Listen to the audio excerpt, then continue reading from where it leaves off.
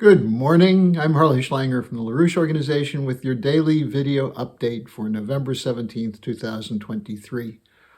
It's Friday, and I'm going to take your questions. There are a lot of questions that came in the last couple of days, and most of them revolve around the ongoing wars and the danger from these wars and the inability to move the Western countries, especially the United States, to recognize that continuing these wars threatens the lives of every person on the planet. And how do we get that across? How do we get people mobilized around that? So I'll start with the question that came, is there any exit from these wars? And the person who wrote this question referred to my report on the webcast I did with Helga Zepp-LaRouche, where on Wednesday she said, the world is an ocean of instability and horrors, a global strategic crisis of incredible danger. But then she said that the US-China talks offered a glimmer of hope. And so the question was, do you agree with that? Is there a way to end the wars? Well, let's start with the question of the US and China discussion. There were major disagreements that remained. Taiwan, the sanctions, the unwillingness to allow China to be seen as a competitor, an equal competitor, and so on. But the fact is, they talked, and that was important. They reached agreements on a number of issues, and most important was to restore the military-to-military dialogue. Now, that's a positive sign, because despite what you hear from the U.S. neocons and their paid puppets in the U.S. media cartels, neither the United States nor the Chinese military wants to have a war. You may hear all this talk about preparing for it, the naval preparations, nuclear, and so on, but it's clear that no one can win such a war. Just as a war between the United States and Russia is a no-win situation.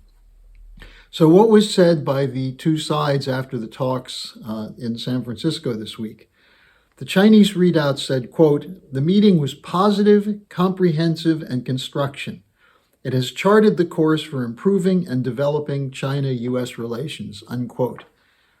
The U.S. readout similarly said the two leaders agreed that, quote, the world expects the U.S. and China to manage competition responsibly, to prevent it from veering into conflict, confrontation, or a new Cold War, unquote. So in those two statements, you see there's an agreement that there must be some kind of reconciliation, rapprochement, and so on. Now, the 4-hour meeting was preceded by a whole series of working sessions of U.S. and Chinese leaders. So there's extensive discussion.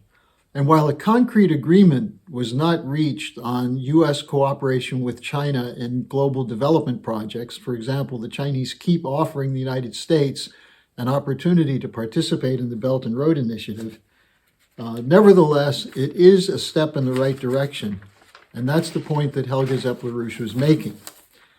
Now, a question came in about Biden's comment after the meeting with Xi, that Xi is, quote, a dictator, unquote.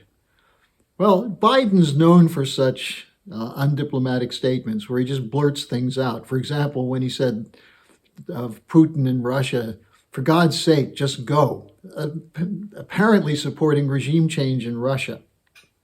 Now, it may be that that's how he's thinking, and that's what comes out when he makes these statements. But it's also perhaps that he was trying to convince his critics among the war hawks that he's not, quote, soft, unquote, on China. In any case, I don't think that undermined the progress that was made in the talks, but we'll see where it goes from here. Now, the second big question, and this came from a lot of people, is why are so many MAGA people, the Make America Great Again people, the Trump supporters, why are they so committed to supporting Israel in the Gaza war? Now, the person goes on to write, many of them figured out the fraud in the Ukraine proxy war and stood up to stop the funding, and that was good. Don't they realize that this is another attempt by the neocons of the military-industrial complex to control the agenda? That's the question. Well, I'm afraid most of them don't. Some do. I mean, if you listen to people like Tucker Carlson, Colonel McGregor, they're fairly clear-eyed and straightforward on the fact that this is the war hawks going for another war. I wrote an article that said that this Gaza attack, the attack from Gaza on Israel, was like manna from heaven for the neocons and the war hawks, because it gave them an excuse to link the Ukraine funding and the Israel funding to keep these wars going. So in that sense, it worked. We see Biden pushing ahead with a $100 billion package, $105 billion package to continue all the wars. But the people like McGregor, Tucker Carlson, to a large degree, they're telling the truth, that this is another operation run by these neocons. So what's the problem then with the people who are supposedly conservatives, who are latching on to this as the war they can support? Well, the question is, how does psychological warfare work? You play on the ignorance of people, on their passions, based on their inability to think strategically. And why can't they think strategically? Bad education, media manipulation, censorship, and so on. So they don't grasp the bigger picture. And that's what we're seeing now. LaRouche has written about this extensively. He said that they don't realize that they're being manipulated from above. They're choosing sides, like in a football game or something of that sort, or politics, where they're moving with their emotions without thinking through what is the reality behind this. So their passions can be activated by a false picture, by a narrative that's repeated over and over by political leaders, by the media, and so on.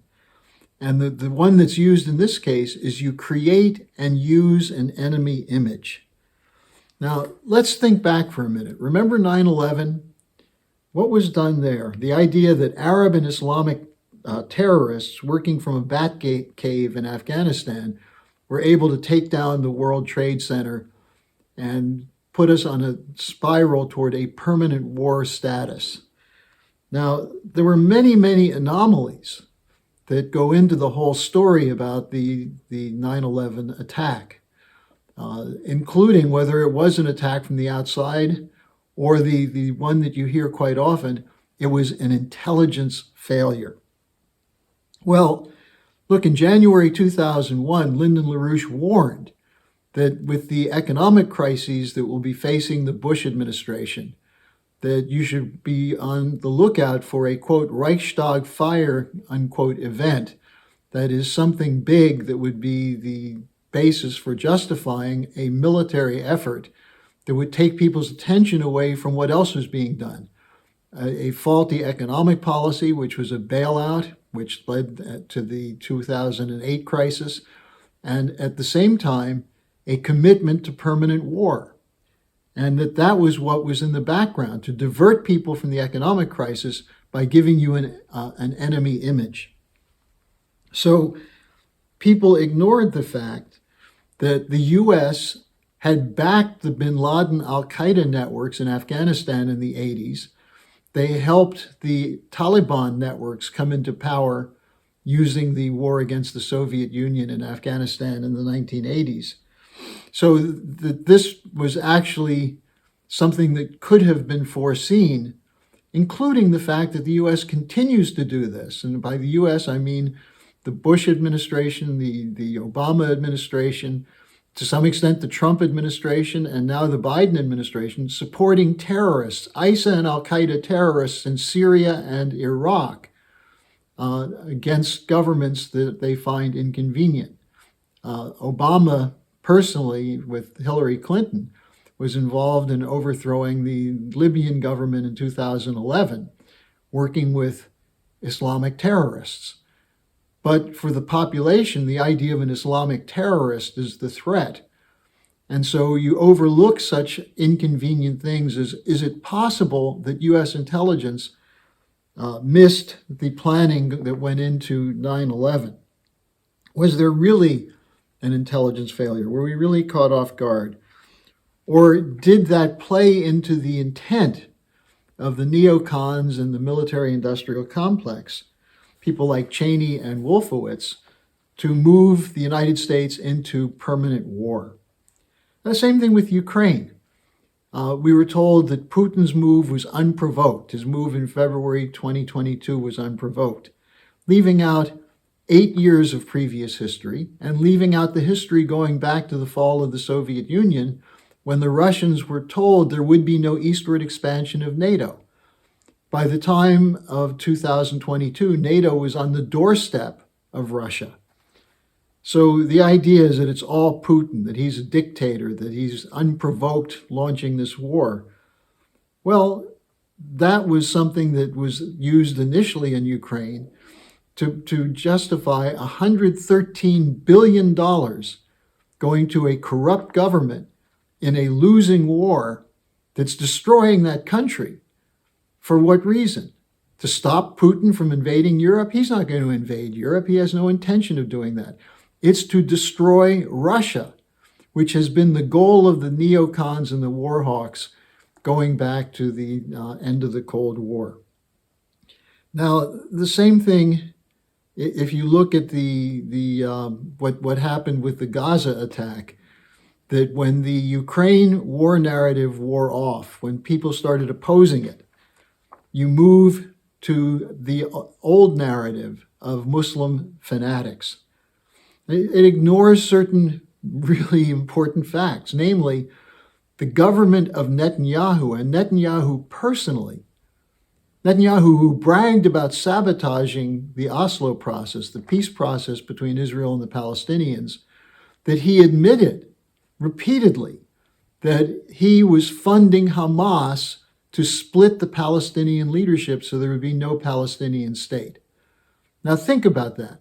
Netanyahu, who's now telling you we have to exterminate Hamas, he funded Hamas to the tune of $1 billion, which he admitted, which is all over the Israeli press, but Americans don't hear this. Then October 7th, was that really another intelligence failure? The Israelis have cameras and surveillance and drones and on-the-scene embedded personnel so they can see what's going on in every inch of space in Gaza. Could they really have missed this occurring? Did it really take a couple of hours for the IDF to mobilize to stop the October 7th attack? Once again, this intelligence failure line is highly, highly suspicious. But it's convenient to cover up that this is something that Netanyahu has always wanted, an excuse to expel the Palestinians from what they consider their homeland. Not only that, but Netanyahu was in terrible trouble politically. There were hundreds of thousands in the streets of Israel before October 7th calling for him to step down because of his corruption charges. So you see again, you're being played.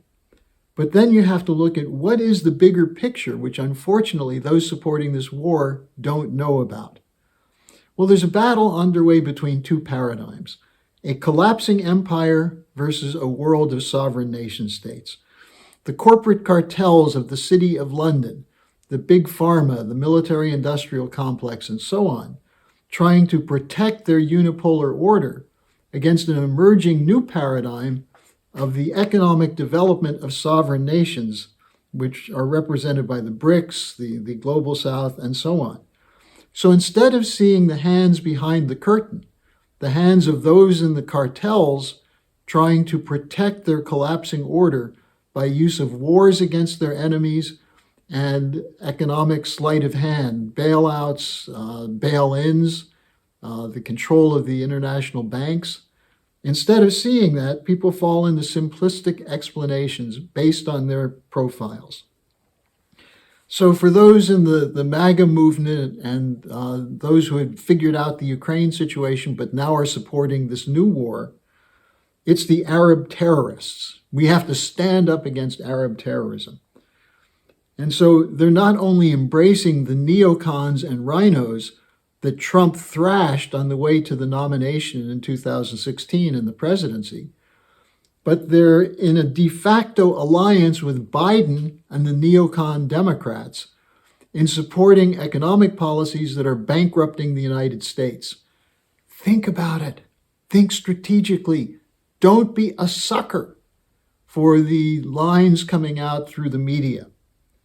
If you don't take in the big picture, you can be played. You fall for a false narrative. And that's something that Lyndon LaRouche always warned about. That's something that we in the LaRouche movement have been telling you about repeatedly. You started figuring it out. Don't go back to the old bad habits. Once you see the big picture, then, you can find the solutions. And these are the solutions that we're offering for the United States to break out of the control of the globalists, the World Economic Forum, the Wall Street City of London looters, and become partners with those nations around the world that have embraced the anti-colonial and anti-imperial attitudes that used to characterize the Americans. So get the big picture, and we can provide the solutions. So thanks for joining me. I'll see you again next week.